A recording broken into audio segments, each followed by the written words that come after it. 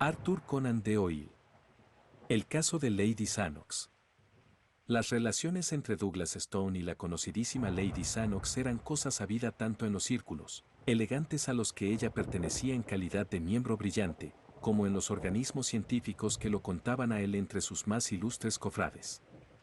Por esta razón, al anunciarse cierta mañana que la dama había tomado de una manera resuelta y definitiva el velo de religiosa, y que el mundo no volvería a saber más de ella, se produjo, como es natural, un interés que alcanzó a muchísima gente, pero cuando a este rumor siguió de inmediato la seguridad de que el célebre cirujano, el hombre de nervios de acero, había sido encontrado una mañana por su ayuda de cámara sentado al borde de su cama, con una placentera sonrisa en el rostro y las dos piernas metidas en una sola pernera de su pantalón, y que aquel gran cerebro valía ahora lo mismo que una gorra llena de sopa, el tema resultó suficientemente sensacional para que se estremeciesen ciertas gentes que creían tener su sistema nervioso a prueba de esa clase de sensación. Douglas Stone fue en su juventud uno de los hombres más extraordinarios de Inglaterra. La verdad es que apenas si podía decirse, en el momento de ocurrir este pequeño incidente, que hubiese pasado esa juventud, porque solo tenía entonces 39 años. Quienes lo conocían a fondo sabían perfectamente que, a pesar de su celebridad como cirujano, Douglas Stone habría podido triunfar con rapidez aún mayor en una docena de actividades distintas. Podía haberse abierto el camino hasta la fama como soldado o haber forcejeado hasta alcanzarla como explorador. Podía haberla buscado con empaque y solemnidad en los tribunales, o bien habérsela construido de piedra y de hierro actuando de ingeniero. Había nacido para ser grande, porque era capaz de proyectar lo que otros hombres no se atrevían a llevar a cabo, y de llevar a cabo lo que otros hombres no se atrevían a proyectar. Nadie le alcanzaba en cirugía. Su frialdad de nervios, su cerebro y su intuición eran cosa fuera de lo corriente. Una y otra vez su bisturí alejó la muerte, aunque al hacerlo hubiese tenido que rozar las fuentes mismas de la vida, mientras sus ayudantes empalidecían tanto como el hombre operado. No queda aún en la zona del sur de Marylebone Road y del norte de Oxford Street el recuerdo de su energía, de su audacia y de su plena seguridad en sí mismo, tan destacados como sus virtudes eran sus vicios, siendo, además, infinitamente más pintorescos. Aunque sus rentas eran grandes, y aunque era, en cuanto a ingresos profesionales, el tercero entre todos los de Londres, todo ello no le alcanzaba para el tren de vida en que se mantenía. En lo más hondo de su complicada naturaleza había una abundante vena de sensualidad y Douglas Stone colocaba todos los productos de su vida al servicio de la misma. Era esclavo de la vista, del oído, del tacto, del paladar. El aroma de los vinos añejos, el perfume de lo raro y exótico, las curvas y tonalidades de las más finas porcelanas de Europa se llevaban el río de oro al que daba rápido curso, y de pronto lo acometió aquella loca pasión por Lady Sannox. Una sola entrevista, con dos miradas desafiadoras y unas palabras cuchicheadas al oído, la convirtieron en hoguera. Ella era la mujer más adorable de Londres y la única que existía para él. Él era uno de los hombres más bellos de Londres, pero no era el único que existía para ella. Lady Sannox era aficionada a variar y se mostraba amable con muchos de los hombres que la cortejaban. Quizá fuese esa la causa y quizá fuese el efecto, el hecho es que Lord Sannox, el marido, parecía tener 50 años, aunque en realidad solo había cumplido los 36. Era hombre tranquilo, callado, sin color, de labios delgados y párpados voluminosos, muy aficionado a la jardinería y dominado completamente por inclinaciones hogareñas. Antaño había mostrado aficiones a los escenarios, llegó incluso a alquilar un teatro en Londres, y en el escenario de ese teatro conoció a Miss Marian Dawson, a la que ofreció su mano, su título y la tercera parte de un condado. Aquella primera afición suya se le había hecho odiosa después de su matrimonio. No se lograba convencerle de que mostrase ni siquiera en representaciones particulares el talento de actor que, tantas veces había demostrado poseer. Era más feliz con una asadilla y con una regadera entre sus orquídeas y crisantemos. Resultaba problema interesantísimo el de saber si aquel hombre estaba desprovisto por completo de sensibilidad, o si carecía lamentablemente de energía. Estaba, acaso, enterado de la conducta de su esposa y la perdonaba, o era solo un hombre ciego, caduco y estúpido. Era ese un problema propio para servir de pábulo a las conversaciones en los saloncitos coquetones en que se Tomaba el té y en las ventanas aledizas de los clubes, mientras se saboreaba un cigarro. Los comentarios que hacían los hombres de su conducta eran duros y claros. Solo un hombre habría podido hablar en favor suyo, pero ese hombre era el más callado de todos los que frecuentaban el salón de fumadores. Ese individuo le había visto domar un caballo en sus tiempos de universidad, y su manera de hacerlo le había dejado una impresión duradera. Pero cuando Douglas Stone llegó a ser el favorito, cesaron de una manera definitiva todas las dudas que se tenían sobre si Lord Sannox conocía o ignoraba aquellas cosas. Tratándose de Stone no cabían subterfugios, porque, como era hombre impetuoso y violento, dejaba de lado las precauciones y toda discreción. El escándalo llegó a ser público y notorio. Un organismo docto hizo saber que había borrado el nombre de Stone de la lista de sus vicepresidentes. Hubo dos amigos que le suplicaron que tuviese en cuenta su reputación profesional. Douglas Stone abrumó con su soberbia a los tres, y gastó 40 guineas en una ajorca que llevó de regalo en su visita a la dama. Él la visitaba todas las noches en su propia casa, y ella se paseaba por las tardes en el coche del cirujano. Ninguno de los dos realizó la menor tentativa para ocultar sus relaciones, pero se produjo, al fin, un pequeño incidente que las interrumpió. Era una noche de invierno, triste, muy fría y ventosa. Ululaba el viento en las chimeneas y sacudía con estrépito las ventanas. A cada nuevo suspiro del viento oíase sobre los cristales un tintineo de la fina lluvia que tamborileaba en ellos, apagando por un instante el monótono sonido del agua que caía de los aleros. Douglas Stone había terminado de cenar y estaba junto a la chimenea de su despacho, con una copa de rico oporto sobre la mesa de malaquita que tenía a su lado. Al acercarla hacia sus labios la miró a contraluz de la lámpara, contemplando con pupila de entendido las minúsculas escamitas de flor de vino, de un vivo color rubí que flotaban en el fondo. El luego llameante proyectaba reflejos súbitos sobre su cara audaz y de fuerte perfil. De grandes ojos grises, labios gruesos pero tensos, y de mandíbula fuerte y en escuadra, tenía algo de romano en su energía y animalidad. Al arrellanarse en su magnífico sillón, Douglas Stone se sonreía de cuando en cuando. A decir verdad, tenía derecho a sentirse complacido, contrariando la opinión de 6 de sus colegas. Había llevado a cabo ese mismo día una operación de la que solo podían citarse 2 casos hasta entonces, y el resultado obtenido superaba todas las esperanzas. No había en Londres nadie con la audacia suficiente para proyectar, ni con la habilidad necesaria para poner en obra aquel recurso heroico. Pero Douglas Stone había prometido a Lady Sannox que pasaría con ella la velada, y eran ya las 8:30. Había alargado la mano hacia el llamador de la campanilla para pedir el coche, cuando llegó a sus oídos el golpe sordo del aldabón de la puerta de calle. Se oyó un instante después ruido de pies en el vestíbulo y el golpe de una puerta que se cerraba. Señor, en la sala de consulta hay un enfermo que desea verlo, dijo el ayuda de cámara. ¿Se trata del mismo paciente? No, señor, creo que desea que salga usted con él. Es demasiado tarde, exclamó Douglas Stone con irritación. No iré. Esta es la tarjeta del que espera, señor. El ayuda de cámara se la presentó en la bandeja de oro que la esposa de un primer ministro había regalado a su amo, Hamel Ali Smerne. Ejem, supongo que se trata de un turco. Así es, señor.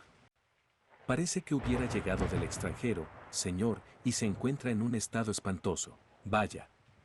El caso es que tengo un compromiso y he de marchar a otra parte. Pero lo recibiré. Hágalo pasar, Pim. Unos momentos después, el ayuda de cámara abría de par en par la puerta y dejaba paso a un hombre pequeño y decrépito, que caminaba con la espalda inclinada, adelantando el rostro y parpadeando como suelen hacerlo las personas muy cortas de vista. Tenía el rostro muy moreno y el pelo y la barba de un color negro muy oscuro. Sostenía en una mano un turbante de muselina blanca con listas encarnadas, y en la otra, una pequeña bolsa de gamuza. Buenas noches, dijo Douglas Stone, una vez que el criado cerró la puerta. ¿Habla usted inglés, verdad? Sí, señor. Yo procedo del Asia Menor, pero hablo algo de inglés, lentamente. Tengo entendido que usted quiere que yo le acompañe fuera de casa. En efecto, señor. Tengo gran deseo de que examine usted a mi esposa. Puedo hacerlo mañana por la mañana, porque esta noche tengo una cita que me impide visitar a su esposa. La respuesta del turco fue por demás original. Aflojó la cuerda que cerraba la boca del bolso de gamuza y vertió un río de oro sobre la mesa, diciendo: ahí tiene 100 libras, y le aseguro que la visita no le llevará más de una hora. Tengo a la puerta un carruaje. Douglas Stone consultó su reloj. Una hora de retraso le daría tiempo aún para visitar a Lady Sannox. En otras ocasiones la había visitado a una hora más tardía. Aquellos honorarios eran muy elevados. En los últimos tiempos lo apremiaban los acreedores y no podía desperdiciar una ocasión así. Iría. ¿De qué enfermedad se trata?, preguntó. Oh, es un caso muy triste. Un caso muy triste y único. ¿Oyó usted hablar alguna vez de los puñales de los almohades? Nunca. Pues bien, se trata de unos puñales o dagas del Oriente que tienen gran antigüedad y que son de una forma característica, con la empuñadura parecida a lo que ustedes llaman un estribo. Yo negocio en antigüedades, y por esa razón he venido a Inglaterra desde Esmirna, pero regreso la semana que viene. Traje un gran acopio de artículos, y aún me quedan algunos. Para desconsuelo mío, entre esos artículos que me quedaban está uno de esos puñales de que le hablo. Permítame, señor, que le recuerde que tengo una cita, dijo el cirujano, con algo de irritación. Limítese, por favor, a los detalles indispensables. Ya verá usted que este lo es.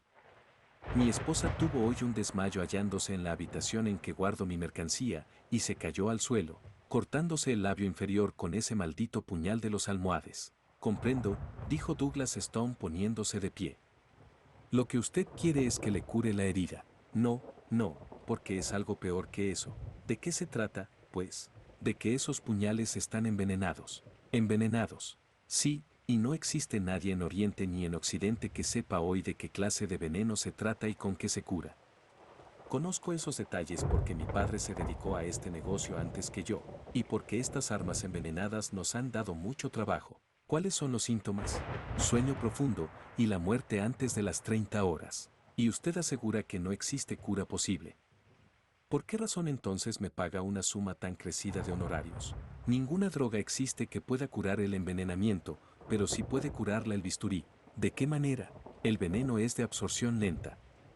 Permanece horas enteras en la misma herida. Según eso, podría limpiarse a fuerza de lavados. No, porque ocurre lo mismo que con las mordeduras de reptiles venenosos. El veneno es demasiado sutil y demasiado mortífero. Habrá que extirpar el órgano herido.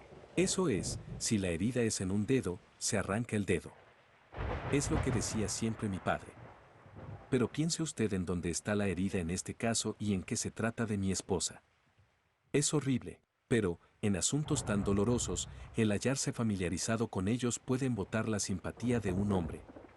Para Douglas Stone aquel caso era ya interesante, e hizo a un lado como cosa sin importancia las débiles objeciones del marido, diciendo con brusquedad: por lo que se ve, no hay otra alternativa. Es preferible perder un labio a perder una vida. Sí, reconozco que eso que dice es cierto.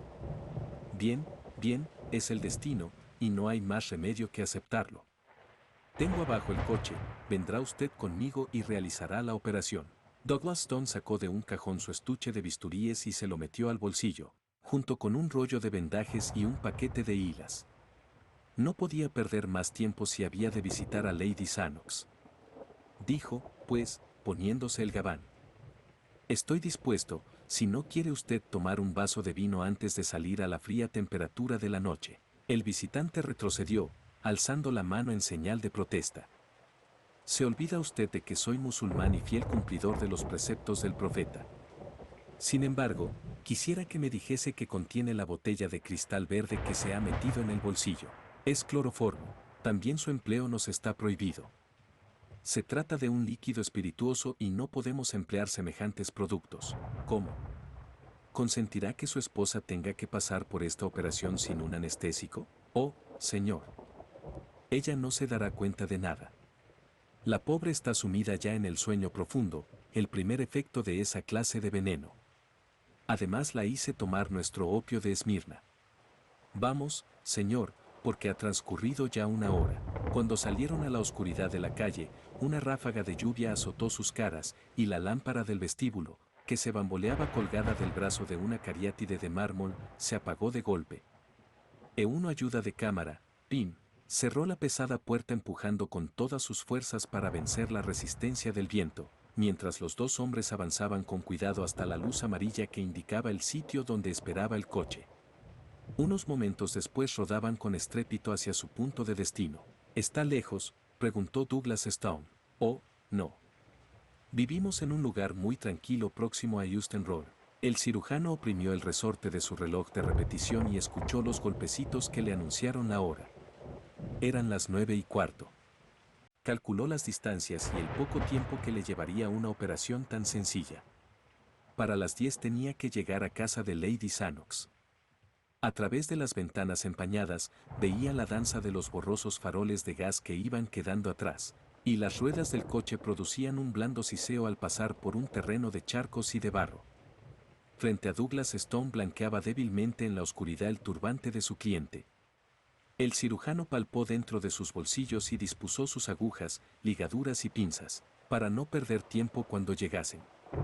Rabiaba de impaciencia y tamborileaba en el suelo con el pie. El coche fue por fin perdiendo velocidad y se detuvo. Douglas Stone se apeó en el acto, y el comerciante de Esmirna lo hizo pisándole los talones, y dijo al cochero: «Espere usted». Era una casa de aspecto ruin en una calle sórdida y estrecha.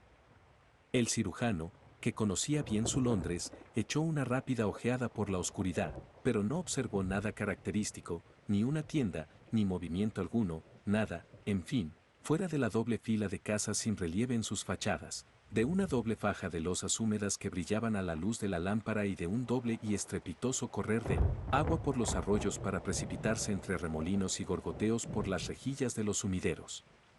Se encontraron delante de una puerta descascarada y descolorida, en la que la débil luz que salía por el abanico de la parte superior servía para poner de relieve el polvo y la suciedad con que estaba cubierta. En el piso superior brillaba una débil luz amarilla en una de las ventanas del dormitorio. El comerciante turco llamó con fuertes golpes. Cuando se volvió de cara a la luz, Douglas Stone pudo ver que su cara se hallaba contraída de ansiedad. Corrieron un cerrojo, y apareció en el umbral una mujer anciana con una velita, resguardando la débil llama con su mano asarmentada. «¿Sigue todo bien?», jadeó el mercader. «La señora está tal como usted la dejó. ¿No habló?». «No, duerme profundamente». El comerciante cerró la puerta, y Douglas Stone avanzó por el estrecho pasillo, mirando con sorpresa en torno suyo. No había ni linóleo, ni esterilla, ni percha de sombreros.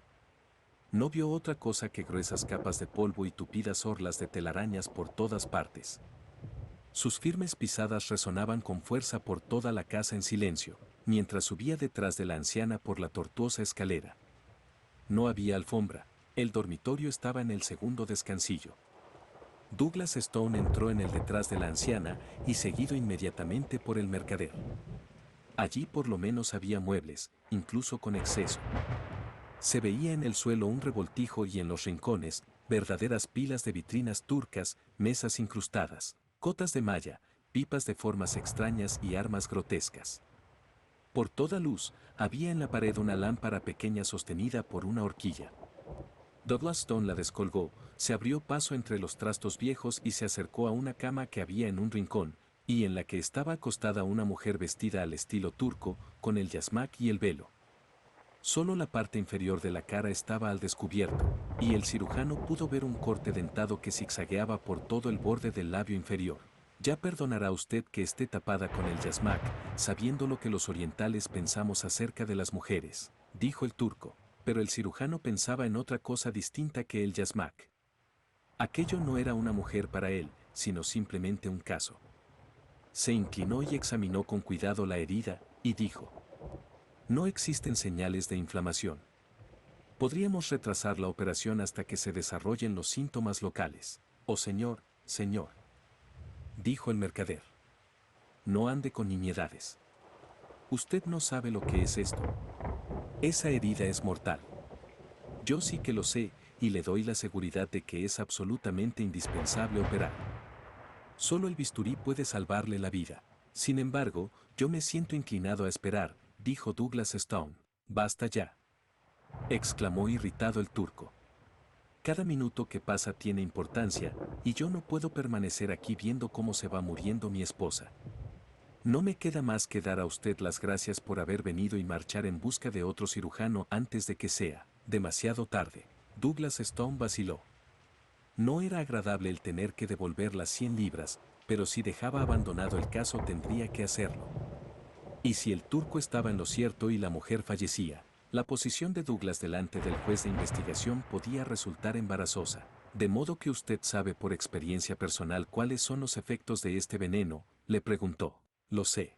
Y me asegura que la operación es indispensable. Lo juro por todo cuanto es sagrado para mí. La cara quedará desfigurada espantosamente. Comprendo que la boca no quedará como para besarla con agrado. Douglas Stone se volvió indignado hacia aquel hombre. Su manera de hablar era brutal. Pero los turcos hablan y piensan a su propia manera, y no era aquel un momento para dimes y diretes. Douglas Stone sacó un bisturí del estuche, lo abrió y tanteó con el dedo índice su filo agudo. Acto seguido, acercó más la lámpara a la cama. Por la rendija del yasmak lo miraban con fijeza dos ojos negros.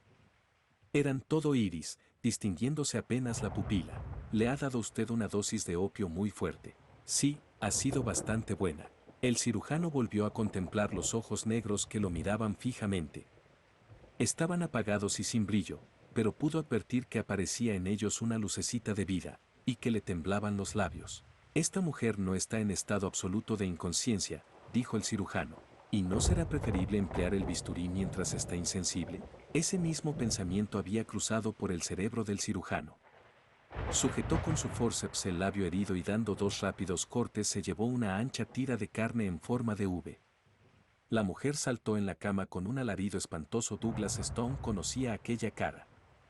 Era una cara que le era familiar, a pesar del labio superior saliente y de la sangre que le manaba. La mujer siguió gritando y se llevó la mano a la herida sangrante. Douglas Stone se sentó al pie de la cama con su bisturí y su forceps. La habitación giraba a su alrededor, y había sentido que detrás de sus orejas se le desgarraba algo como una cicatriz. Quien hubiese estado mirando, habría dicho que de las dos caras la suya era la más espantosa, como si estuviera soñando una pesadilla, o como si hubiese estado mirando un detalle de una representación. Tuvo conciencia de que la cabellera y la barba del turco estaban encima de la mesa, y de que Lord Sannox se apoyaba en la pared apretándose el costado con la mano y riendo silenciosamente.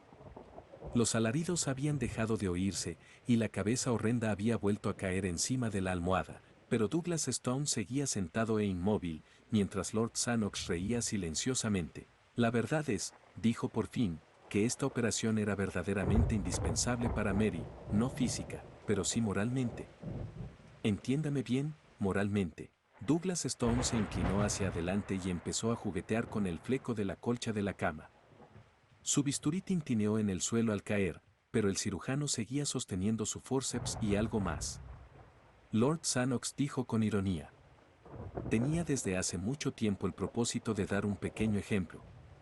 Su carta del miércoles se extravió, y la tengo aquí en mi cartera. Me costó bastante trabajo la puesta en práctica de mi idea. La herida, dicho sea de paso, no tenía más peligrosidad que la que puede darle mi anillo de sello. Miró vivamente a su silencioso acompañante, y levantó el gatillo de un revólver pequeño que guardaba en el bolsillo de la chaqueta. Pero Douglas Stone seguía jugueteando con la colcha. Entonces le dijo: ya ve usted que, después de todo, ha acudido a la cita. Al oír aquello, Douglas Stone rompió a reír. Fue la suya una risa larga y ruidosa. Quien no se reía ahora era Lord Sannox. Sus facciones se aguzaron y cuajaron con una expresión parecida a la del miedo. Salió de puntillas de la habitación. La anciana esperaba afuera. Atienda a su señora cuando se despierte, le dijo Lord Sannox. Luego bajó las escaleras y salió a la calle. El coche esperaba a la puerta, y el cochero se llevó la mano al sombrero. Lord Sannox le dijo: Juan, ante todo llevarás al doctor a su casa.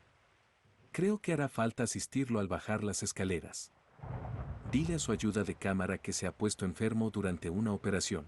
Muy bien, señor. Después llevarás a Lady Sannox a casa, y a usted, señor, verás. Durante los próximos meses me hospedaré en el Hotel di Roma, en Venecia. Cuida de que me sea enviada la correspondencia, Y dile a Stevens que el lunes próximo exhiba todos los crisantemos de color púrpura y que me telegrafíe el resultado.